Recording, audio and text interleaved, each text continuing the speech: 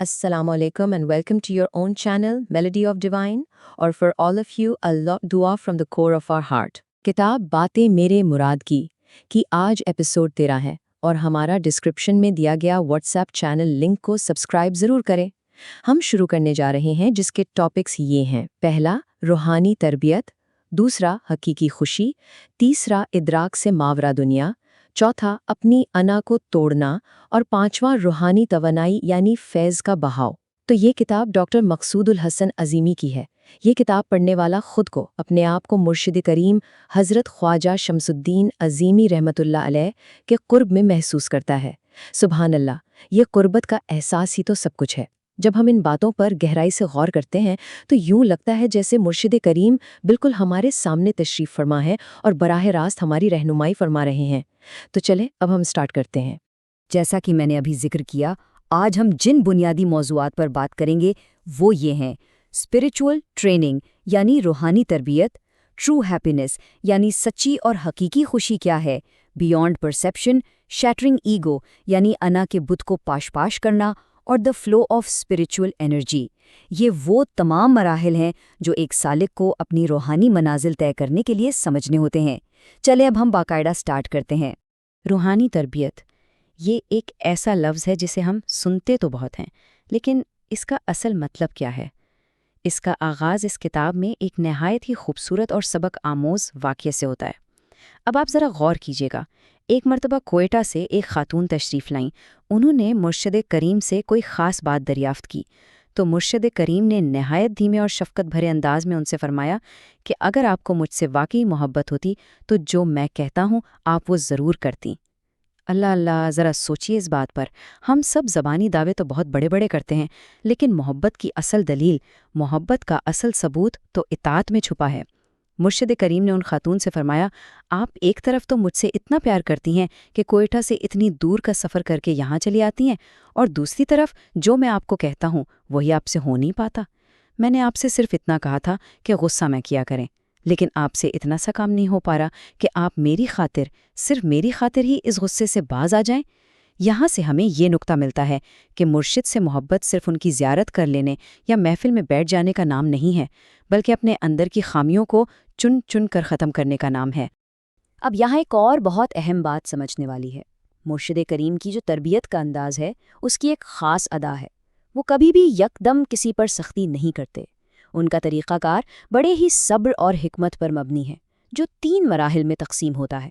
पहला मरहला ये है कि वो इशारों किनायों में यानी बहुत ही लतीफ़ और छुपे हुए अंदाज में बंदे को उसकी खामी की तरफ मुतवज्जा करते हैं ताकि उसकी इज़्ज़त नफ्स मजरूह ना हो। लेकिन अगर उस बंदे को एहसास ही ना हो, वो समझे ही ना, तो फिर दूसरा मरहला आता है। उसमें वो साफ साफ बराह रास्त अल्फाज में कह देते हैं कि भाई इस खामी को अपने अंदर से दूर कर लो।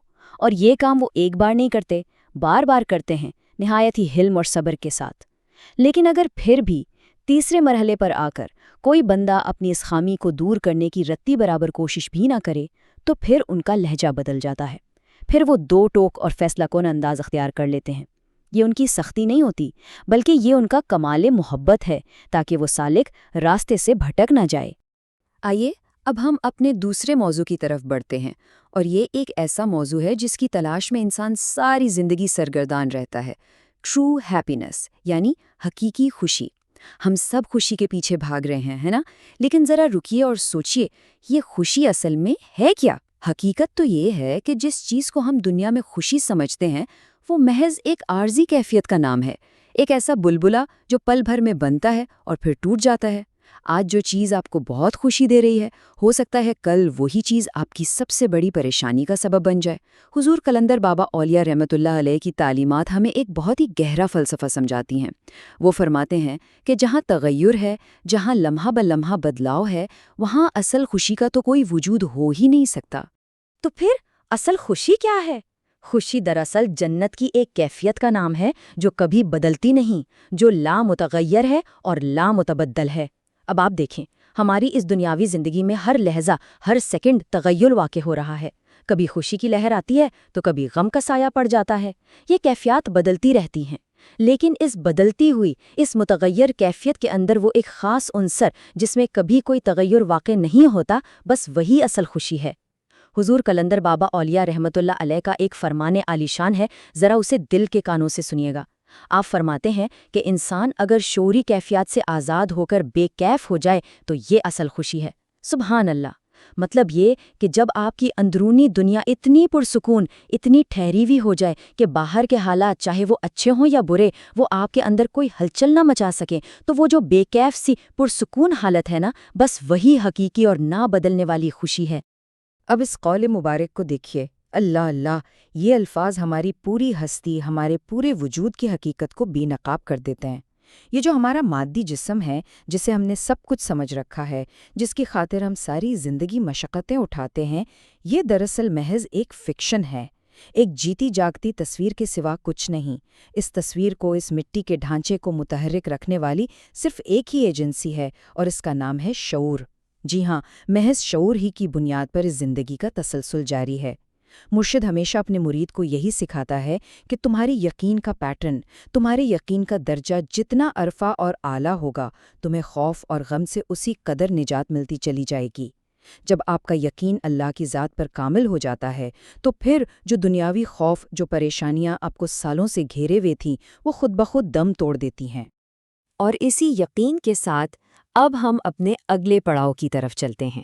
یہ ہے بیونڈ پرسیپشن، یعنی ہماری سوچ، ہمارے ادراک اور ہماری عقل سے ماورا جو ایک لامحدود روحانی دنیا ہے۔ ہم انسانوں کا سب سے بڑا المیہ پتہ ہے کیا ہے؟ وہ یہ ہے کہ ہم اس وسیع و عریض لامحدود روحانی دنیا کو اپنی اس چھوٹی سی محدود سی دنیاوی عقل کے پیمانے سے ناپنے کی کوشش کرتے ہیں۔ روحانیت تو ایک ایسا اتھاہ سمندر ہے جس کا کوئی کنارہ نہیں، اور ہماری یہ انسانی منطق محض ایک چھوٹے سے قطرے کے برابر ہے۔ اس انتہائی گہری بات کو سمجھانے کے لیے کتاب میں ایک بڑی ہی خوبصورت، دلچسپ اور چشم کشاں مثال دی گئی ہے۔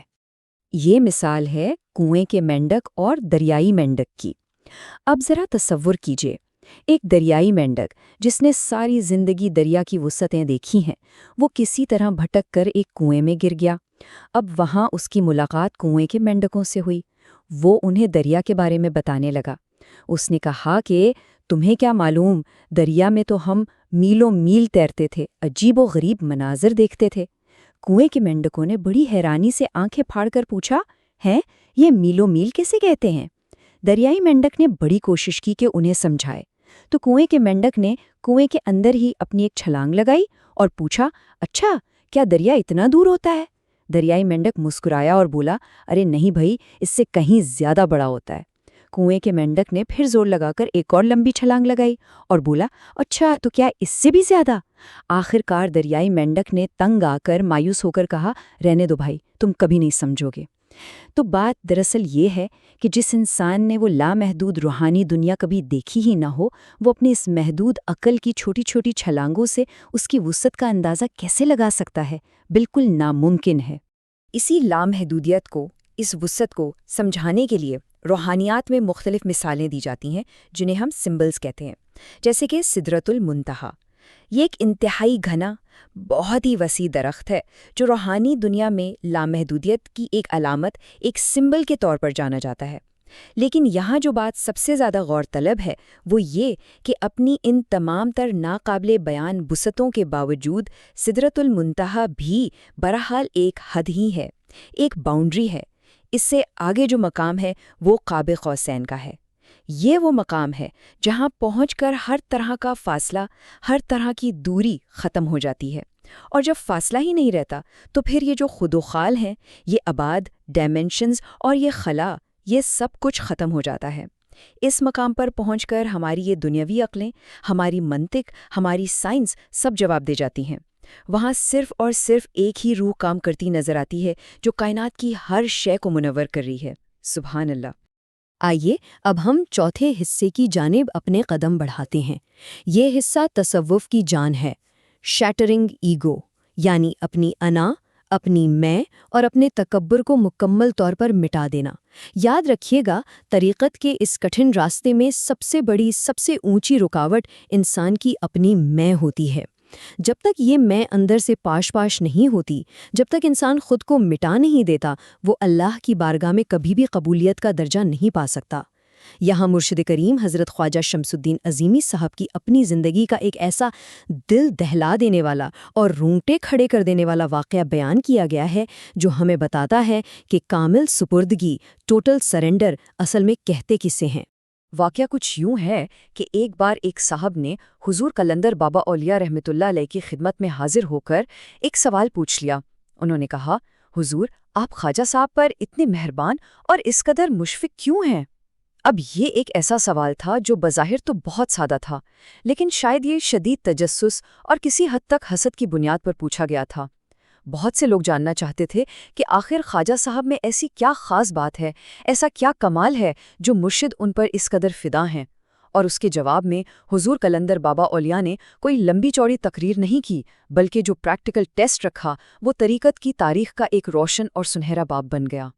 حضور قلندر بابا اولیاء نے ان صاحب کو بغور دیکھا اور جواب دیتے ہوئے فرمایا، اگر آپ یہ جاننا چاہتے ہیں تو ایسا کریں، آپ قریبی موجود مسجد قدسیہ کے باہر کھڑے ہو کر ذرا بھیک مانگ کر دکھا دیں۔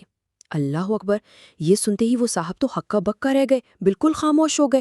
ان کی ہمت ہی نہ پڑی کہ اپنی انا، اپنی عزت نفس کو لوگوں کے سامنے اس طرح سرے عام نیلام کریں۔ مگر کہانی یہاں ختم نہیں ہوتی۔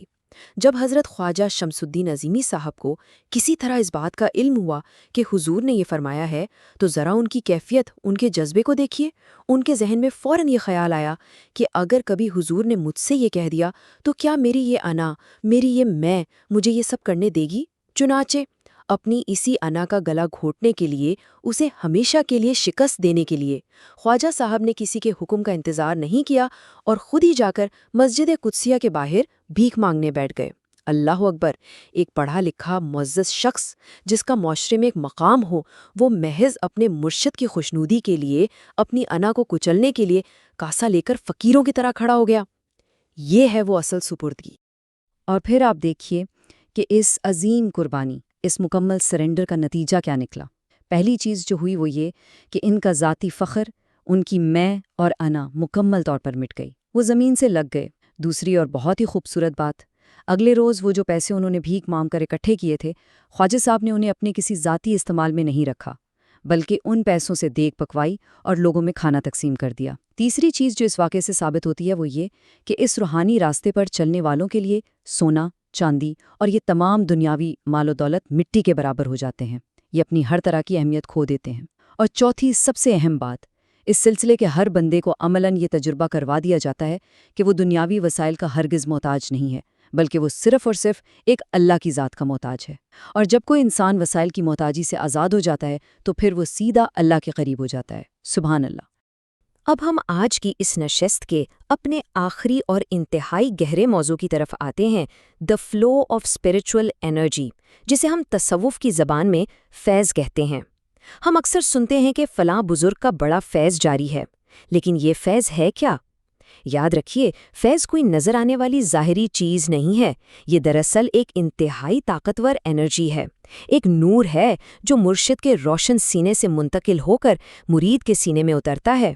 اور جب کوئی مرید، کوئی طالب سچے دل کے ساتھ اپنے مرشد کی محفل میں ادب سے بیٹھتا ہے تو اس پر اس فیض کا ایسا اثر ہوتا ہے کہ دنیا کی یہ تمام تر پرکشش چیزیں، یہ رنگینیاں اسے بالکل بے معنی اور پھیکی لگنے لگتی ہیں، اور اس کے اندر ایک عجیب سا، ایک بہت ہی گہرا سناٹا اور ایک پرسکون خاموشی چھا جاتی ہے۔ صوفیاء کرام کی زبان میں اسے اندرونی بے نیازی کہتے ہیں۔ اس روحانی کیفیت کو، اس فیض کے اثر کو مزید گہرائی سے سمجھنے کے لیے ذرا یہ واقعہ سنیے گا۔ ایک مرید مرشد کریم کے ہاں ناشتہ کرنے کے بعد ان کی اجازت سے پشاور کے لیے روانہ ہوا، لیکن جب وہ وہاں سے رخصت ہونے لگا تو اس پر فیض کا اتنا غلبہ تھا کہ اس کی ٹانگیں بوجھل ہو رہی تھیں، اس کے جسم کی ایک ایک ہڈی اسے تحلیل ہوتی ہوئی، پگھلتی ہوئی محسوس ہو رہی تھی۔ اسے یوں لگ رہا تھا گویا وہ کوئی انسان نہیں بلکہ گیلی مٹی کا ایک پتلا ہے جو شاید اگلے ہی قدم پر زمین پر ڈھیر ہو جائے گا۔ اسی کیفیت میں جب وہ پشاور پہنچا اور اپنے گھر داخل ہوا تو گھر والے، اس کی بیوی بچے اسے دیکھ کر مسرت کا اظہار کر رہے تھے، خوش ہو رہے تھے، لیکن وہ بندہ اندر سے ایک عجیب، ایک بہت ہی گہرا سناٹا محسوس کر رہا تھا۔ اس کے اپنے شہر کی وہ جانی پہچانی سڑکیں، وہ گلیاں جو کبھی اسے بہت لبھاتی تھیں، اب اسے ذرا برابر بھی گدگدا نہیں رہی تھیں۔ یہ ہے وہ اصل فیض، یہ ہے وہ انرجی جس نے اسے دنیاوی کیفیات اور خواہشات سے نکال کر بالکل بے کیف کر دیا تھا۔ تو پھر سوال یہ پیدا ہوتا ہے کہ یہ فیض، یہ انرجی کام کیسے کرتی ہے؟ دراصل روحانی تعلق بالکل ایک الیکٹرک وولٹیج کی طرح کام کرتا ہے۔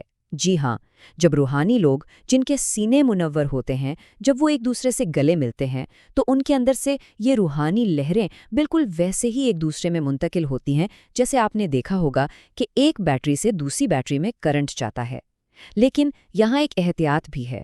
اگر دو لوگوں کی یا مرشد اور مرید کی روحانی فریکوینسی آپس میں میچ نہ کر رہی ہو تو آپ نے غور کیا ہوگا کہ بعض لوگ پوری طرح ایک دوسرے سے گلے نہیں مل پاتے۔ دراصل ان میں اس روحانی وولٹیج کی، اس انرجی کی کمی ہوتی ہے۔ اور جب ایسا کوئی خالی بندہ کسی بہت زیادہ روحانی طور پر چارج شخص سے، کسی کامل ولی سے اچانک گلے ملتا ہے تو اسے لٹرلی باقاعدہ ایک جھٹکا سا محسوس ہوتا ہے، کیونکہ اس کا اپنا ظرف اس ہائی وولٹیج کو برداشت کرنے کے قابل نہیں ہوتا۔ تو اب سب سے اہم اور سوچنے کی بات یہ ہے کہ کیا آپ نے اپنے اندرونی وجود کو، اپنے قلب کو اس قابل بنایا ہے؟ کیا آپ اس روحانی وولٹیج، اس عظیم فیض کو سنبھالنے کے لیے تیار ہیں؟ یہ ایک ایسا سوال ہے جو ہم سب کو آج رات سونے سے پہلے خود سے ضرور پوچھنا چاہیے۔ ہمارا واٹس ایپ چینل لازمی سبسکرائب کریں جو کہ ڈسکرپشن میں دیا گیا ہے، تاکہ آپ تک کچھ اہم معلومات فوراً پہنچائی جا سکیں۔